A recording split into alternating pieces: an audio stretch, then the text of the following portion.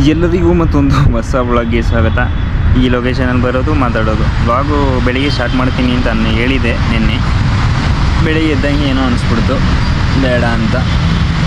ಆಫೀಸ್ಗೆ ಹೋಗೋಕ್ಕೆ ಲೇಟ್ ಮಾಡಿಬಿಟ್ಟಿದ್ದೀನಿ ನಾನು. ಇನ್ನೇನು ಇವತ್ತು ಬಿಟ್ಟರೆ ಇವಾಗ ಎಷ್ಟು ಡೇಟು ಗೊತ್ತಾಗಲ್ವಲ್ಲ. ಅಂದರೆ ನನ್ನ ಪ್ರಕಾರ 4 days ಇದೆ ಅಂದ್ಕೊಡ್ತೀನಿ. ಅಂದರೆ 4 ಮತ್ತು ಎಷ್ಟು ಇವತ್ತು 9 ಅನ್ಕೋತೀನಿ. 10, 11, 12, 13 ಹೌದು. ಸೊ ಇನ್ನು 4 ದಿನ ಕಳೆದ್ರೆ ಸಿದ್ಧ ಮನೆಗೆ. ಯಾಕಂದರೆ 5ನೇ ದಿನ ನಾನು ಹೊರಡೋದು. ಸೊ ನನಗೆ ಆ ದಿನ ಗೊತ್ತೇ ಆಗಲ್ಲ ಬಿಡಿ ಹೆಂಗೆ ಹೋಗುತ್ತೆ ಅಂತ. ಮನೆಗೆ ಹೋಗಿ ಒಂದ್ಸಲ ತಲುಪಿಬಿಟ್ರೆ ಸಾಕು ಅನ್ನೋದು. ಒಂದ್ಸಲ ತುಂಬ ದಿನ ಆದಮೇಲೆ ಹೋಗೋದಲ್ಲ. ಸೊ ಅದೇ ರೀಸನಿಂದ ಈ ಥರ ಆಗುತ್ತೆ. ಹೋಗೋದು ಅದು ಇನ್ನು 7 ದಿನ ಹಿಂಗೆ ಅಳಿಯುತ್ತೋ ದೇವರಿಗೆ ಗೊತ್ತು. ಇವಾಗ ಇರೋ 4 ದಿನದಲ್ಲಿ ಕೆಲವೊಂದು ಪ್ಲ್ಯಾನ್ಸ್ ಇದೆ. ಪ್ಲ್ಯಾನ್ಸ್ ಅದೇನಂತ ನಿಮಗೆ ಹೋಗ್ತಾ ಹೇಳ್ತೀನಿ ಬನ್ನಿ. ಇವಾಗಲೇ ನಾನು ಹೇಳೋದನ್ನ ಕೇಳೋದಕ್ಕಿಂತ ಸ್ವಲ್ಪ ಟ್ವಿಸ್ಟ್ ಇರಬೇಕು ಮಧ್ಯದಲ್ಲಿ. ಈ ಕಸಗಳನ್ನೆಲ್ಲ ನಾನು ಒಬ್ಬನೇ ಎರ್ಕಿದ್ರೆ ಹೆಂಗಿರ್ಬೋದು.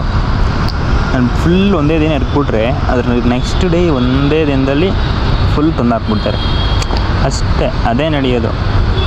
ಅದಕ್ಕಾಗಿ ಎತ್ತಾಗಬೇಕು ಅಂತ ಅನಿಸುತ್ತೆ. ನಿಮಗೇನು ಅನಿಸುತ್ತೆ? ಏನು ಮಾಡಿದ್ರೆ ಬೆಸ್ಟು ಅಂತ? ನನ್ನ ಪ್ರಕಾರ ಇದನ್ನು ಎತ್ತಾಗೋದು ಉಂಟಲ್ಲ, ಎತ್ತಾಕ್ಬಿಟ್ಟು ವೀಡಿಯೋ ಮಾಡಿದ್ರೆ ನನಗೇನೋ ವ್ಯೂಸ್ ಬರ್ಬಿಡೋದು. ಆದರೆ ಅದರಿಂದ ಏನು ಯೂಸ್ ಆಗೋಲ್ಲ. ಸೊ ಯೂಸ್ಫುಲ್ ಆಗೋವಂಥದ್ದು ಏನೋ ಮಾಡಬೇಕಷ್ಟೆ. 4 ದಿನ ಇದೆ. ಸೊ 4 ದಿನದಲ್ಲಿ ಪರ್ಚೇಸ್ ಅಂತ ಬಂದಾಗ ನನಗೆ ಒಂದು ಟ್ರ್ಯಾಕ್ ಪ್ಯಾಂಟು, ಒಂದು ಬನಿಯಾನ್ ಹೇಳ್ಬಿಟ್ಟಿದ್ದೀನಿ ಅಂದ್ಕೊತೀನಿ ಲಾಸ್ಟ್ ವ್ಲಾಗ್ ಮೇಲೆ. ಸೊ ಒಂದು ಟ್ರ್ಯಾಕ್ ಪ್ಯಾಂಟು, ಒಂದು ಬನಿಯಾನು, ಒಂದೊಂದು ದಿನ ಒಂದೊಂದು ಥರಕ್ಕೆ ಹೋಗ್ಬೇಕು. ಯಾಕಂದರೆ ಬನಿಯಾನ್ ಈ ಕಡೆ ಹೋಗಬೇಕು, ಟ್ರ್ಯಾಕ್ ಪ್ಯಾಂಟ್ ಸ್ವಲ್ಪ ಆ ಕಡೆ ಈ ಕಡೆ ಎಲ್ಲ ಸುತ್ತಾಡಬೇಕು. ಅಲ್ಲೊಂದು ಜಾಗದಲ್ಲಿ ನೋಡಿದ್ದೆ, ಅಲ್ಲಿ ಹೋಗಿ ಕೇಳಿದ್ರೆ ಅದು ಟ್ರ್ಯಾಕ್ ಪ್ಯಾಂಟ್ ಅಂದರೆ ಕ್ವಾಲಿಟಿ ಸಖತ್ತಾಗಿದೆ. ಅದು ಟ್ರ್ಯಾಕ್ ಅಂತಷ್ಟೇ ಅಲ್ಲ, ಅದು ನೀವು ಹೊರಗಡೆ ಹೋಗುವಾಗ ಆಟೋಕೊಂಡು ಹೋಗ್ಬೋದು, ಆ ಥರ ಇದೆ. ಸ್ವಲ್ಪ ಕಾರ್ಗೋ ಟೈಪು, ಅಂದರೆ ಫಾರ್ಮಲ್ ಥರನೇ ಅನಿಸ್ತಾ ಇದೆ. ಬಟ್ ಅದ್ರ ಕ್ವಾಲಿಟಿ ತುಂಬಾ ಹೈಗಿದೆ. 800-900 ರುಪೀಸ್ ಹೇಳ್ಬಿಟ್ರು ನನಗಂತ. ಸೊ ಈ ಇದರಲ್ಲಿ ನೋಡಿ ನನ್ನ ಫೇಸೇ ಕಾಣಿಸಲ್ಲ. ಇದು ಎಷ್ಟು ಸನ್ಲೈಟು ಎಷ್ಟೊಂದು ಇದಾಗುತ್ತಲ್ವ. ಇದೆಲ್ಲ ನಮ್ಗೆ ಗೊತ್ತೇ ಇರಲಿಲ್ಲ ಚಿಕ್ಕದ್ರಲ್ಲಿ. ಸುಮ್ಮನೆ ಕ್ಯಾಮ್ರಾ ಅಂದರೆ ವೀಡಿಯೋ ಮಾಡ್ತಾಯಿದ್ವಿ. ಚಿಕ್ಕವನ ಮುಂದೆನೇ ನಾನು ಭಯ ಪಡ್ಕೋತೀನಿ, ಇನ್ನೇನು ಗುರು ನಾನು. ಸೊ ಈ ಇದರಲ್ಲಿ ನೋಡಿ ಸ್ವಲ್ಪ ನಿಮಗೆ ವ್ಯೂ ಸ್ವಲ್ಪ ಬೇರೆ ಇರಲಿ ಅಂತ ಆಗ್ತಾಯಿದ್ದೀನಿ. ಈ ಕ್ಯಾಮ್ರಾದ ಪರ್ಫಾರ್ಮೆನ್ಸ್ ಹೆಂಗಿದೆ, ಕ್ಲಾರಿಟಿ ಹೆಂಗಿದೆ ಅಂತ ನೀವು ಹೇಳಿ. 2 days ಇವಾಗಲ್ಲ, 4 daysಲ್ಲಿ ಫಸ್ಟ್ ಡೇ ಬನಿಯನ್ ತಗೊಂಡು ಬರೋಕೆ ಒಂದಿನ, ಪ್ಯಾಂಟ್ ತರೋಕೆ ಒಂದಿನ, 2 ದಿನ ಹೀಗೆ ಹೋಗುತ್ತೆ. ಇನ್ನು ಮಿಕ್ಕಿದ 2 ದಿನ ಸ್ವಲ್ಪ ಚೆನ್ನಾಗಿ ಪ್ಲ್ಯಾನ್ ಮಾಡಬೇಕು. ಯಾಕಂದರೆ ನಾನು ಏನೆಲ್ಲೋ ಮರೆತುಬಿಟ್ಟೋಗ್ಬಿಡ್ತೀನಿ. ನಾನು ಮರಿಬಾರ್ದು ಈ ಸಲ.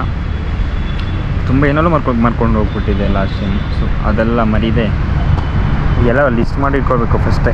ಏನೇನು ತಗೊಂಡು ಹೋಗಬೇಕು, ಏನೇನು ತಗೊಂಡು ಹೋಗ್ಬಾರ್ದು ಎಲ್ಲ. ನಾನು ತಗೊಂಡು ಹೋಗಿದ್ದೆ ಒಂದು ಚಿಕ್ಕ ಬ್ಯಾಗು, ಅದರಲ್ಲಿ ಏನು ತಗೊಂಡು ಹೋಗ್ತೀನಿ ಅಷ್ಟೇ, ಏನೇನು ತಗೊಂಡು ಹೋಗಲ್ಲ. ಬಟ್ಟೆ ತೊಗೊಂಡೋದ್ರೆ ಒಂದು ಪ್ಯಾಂಟು ಅಷ್ಟೇ. ಪ್ಲ್ಯಾನ್ ಎಲ್ಲ ಮಾಡಿ ಹೊರಡೋಣ. ಇನ್ನು ಅಲ್ಲಿ ಹೆಂಗಿರುತ್ತೆ ನನಗೆ ಗೊತ್ತಿಲ್ಲ. ಇನ್ನು ಹೋದಂಗೆ ಫಸ್ಟ್ ದಿನವೇ ಮ್ಯಾಚ್ ಇಲ್ಲಿಂದ. ಸೊ ನಾನು ಇಲ್ಲಿ ಇರೋ 4 ದಿನದಲ್ಲಿ ಸ್ವಲ್ಪ ನಾಳೆನೇ ಇಲ್ಲಿ ಬರೋಣ ಅಂದ್ಕೊಂಡಿದ್ದೀನಿ. ಸಿಕ್ಕದವ್ರ ಜೊತೆ ಸ್ವಲ್ಪ ಆ ಥರ ಆಟ ಆಡೋಣ. ಇವಾಗ ಒಂದು ಬಾಲ್ ಸಿಕ್ತು ಅಷ್ಟೇ. ಕೈಯೇ ಹೋಯ್ತಿಲ್ವಲ್ಲ, ಕೈ ಹಂಗೆ ನಾವು ಹೋಯ್ತಿದೆಯಲ್ಲ. ಸೊ ಪ್ರಾಕ್ಟೀಸ್ ಮಾಡಬೇಕು. ಒಂದು 4 days ಇದೆ. 4 days ಸ್ವಲ್ಪ ಬ್ಯಾಟಿಂಗಲ್ಲಿ ಅಷ್ಟೇನು ಇದಾಗಲ್ಲ ಅನ್ಕೋತೀನಿ. ಬಾಲಿಂಗ್ ಎಷ್ಟು ಇದ್ದೀನಿ, ಕೈಯೇ ಇಷ್ಟೊಂದು ನಾವು ಹೋಯ್ತಾ ಇದೆಯಲ್ಲ. ಮತ್ತು ಟಚ್ ಇಲ್ಲದೆ ಹೋಗೋದು ಒಳ್ಳೆಯದಲ್ಲ. ಸೊ ಸ್ವಲ್ಪ ಆಟ ಆಡ್ಬಿಟ್ಟು ಪ್ರಾಕ್ಟೀಸ್ ಮಾಡ್ಕೊಂಡೆ ಹೋಗೋಣ. ಟೈಮ್ ಇದೆ. 4 ದಿನ ಆಡೋಣ. ಸಿಗುತ್ತೆ ಸಂಜೆ ಬಂದರೆ. ಇವಾಗ ನಾನೊಂದು ಈವ್ನಿಂಗ್ ಟೈಮ್ 4 ಗಂಟೆಗೆ ಬರ್ತೀನಿ. ಆವಾಗ ಸಿಗುತ್ತೆ. ಓಕೆನಾ?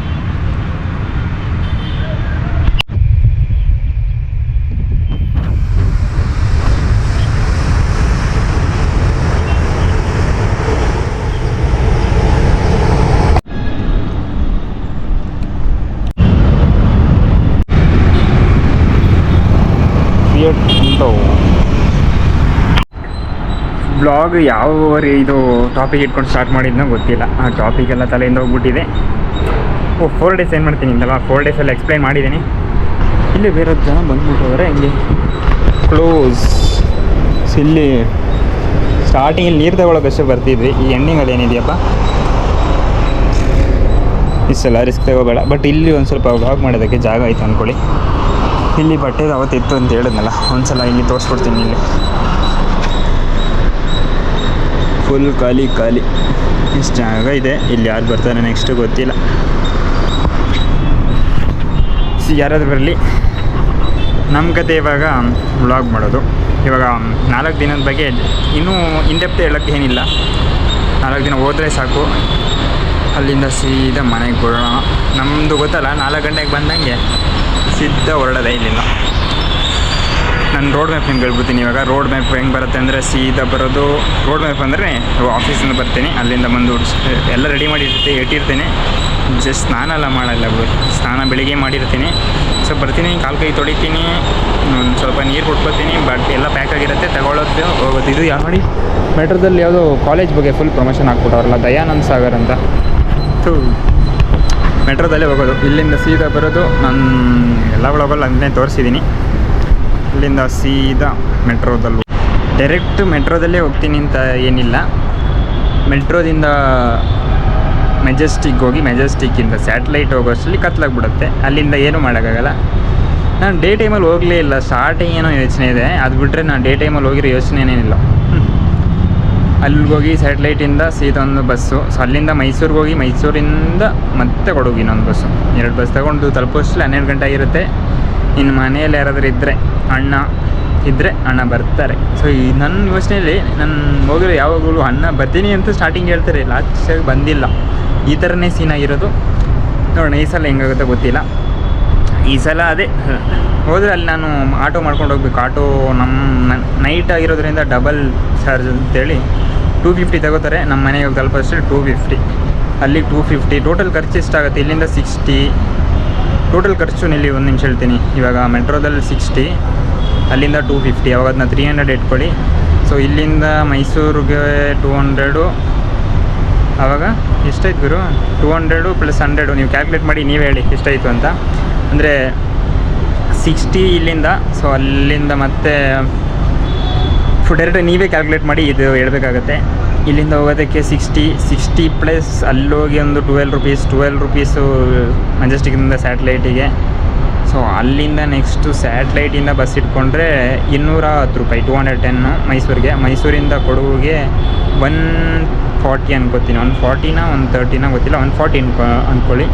ಅಲ್ಲಿಂದ ಮನೆಗೆ ಹೋಗಿ, ಮನೆಗಲ್ಲ ವಿರಾಜಪೇಟೆ ತಲುಪ್ತೀನಿ. ವಿರಾಜಪೇಟೆಯಿಂದ ನಮ್ಮೂರು ದೇವನಹಳ್ಳಿ ತಲುಪಷ್ಟು ಹೋಗ್ಬೇಕಂದ್ರೆ 250 ರೂಪೀಸ್ ಆಟೋ ಕೊಡಬೇಕು. ಇಷ್ಟು ಟೋಟಲ್ ಮಾಡಿ ನೀವು ಕಮೆಂಟ್ ಸೆಕ್ಷನಲ್ಲಿ ತಿಳಿಸಿ.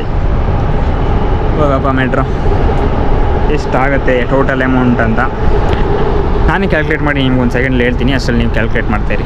ಓಕೆನಾ? ಬೇಗ ಕಮೆಂಟ್ ಸೆಕ್ಷನ್ ಹಾಕಿ 670 ರೂಪಾಯಿ ಆಗುತ್ತೆ ಟೋಟಲ್ ಖರ್ಚು ಇಲ್ಲಿಂದ ಒನ್ ವೇ. ಸೊ ನಾನೆಲ್ಲ ಟ್ರಾನ್ಸ್ಪೋರ್ಟೇಷನ್ ಎಲ್ಲ ಸೇರಿಸಿ ನನಗೆ ಇವಾಗ ಕ್ಯಾಲ್ಕುಲೇಷನ್ ಸಿಕ್ಕಿರೋದು 617 ರೂಪೀಸ್. 670, 670 ಲೀಟ್ರಲ್ಲಿ. ಅವಾಗ ನಾನು 1000 ರೂಪಾಯಿನೇ ವಿಡ್ರಾ ಮಾಡಬೇಕು. ಇವಾಗ 1000 ರೂಪಾಯಿ ವಿಡ್ರಾ ಮಾಡಿ ಅದರಲ್ಲಿ ನಾನು ಸ್ವಲ್ಪ ಪರ್ಚೇಸಿಂಗು ಹೇಳಿದ್ನಲ್ಲ, ಸೊ ಅದೆಲ್ಲ ಮಾಡೋಷ್ಟರಲ್ಲಿ ಎಷ್ಟಾಗುತ್ತೆ ನೋಡೋಣ. ಇಲ್ಲಿ ಇವಾಗ ವ್ಲಾಗು ಎಂಡ್ ಮಾಡೋ ಟೈಮ್ ಆಯಿತು ಅನ್ಕೊಂಡು ಟೈಮ್ ಆಗಿಬಿಟ್ಟಿದೆ. ಸೊ ಜಾಸ್ತಿ ವ್ಲಾಗ್ ಮಾಡಲ್ಲ ಇಲ್ಲಿ. ಈ ವ್ಲಾಗ್ ಮೇಲೆ ನಾನಿಲ್ಲಿಗೆ ಈ ವ್ಲಾಗ್ನ ಇಲ್ಲಿಗೆ ಏನು ಮಾಡ್ತಿದ್ದೀನಿ. ನಾನು ನಿಮ್ಗೆ ಸಿಗ್ತೀನಿ ನೆಕ್ಸ್ಟ್ ವ್ಲಾಗ್ನಲ್ಲಿ. ಅಲ್ಲಿವರೆಗೂ ಟೇಕ್ ಕೇರ್, ಬಾಯ್ ಬಾಯ್.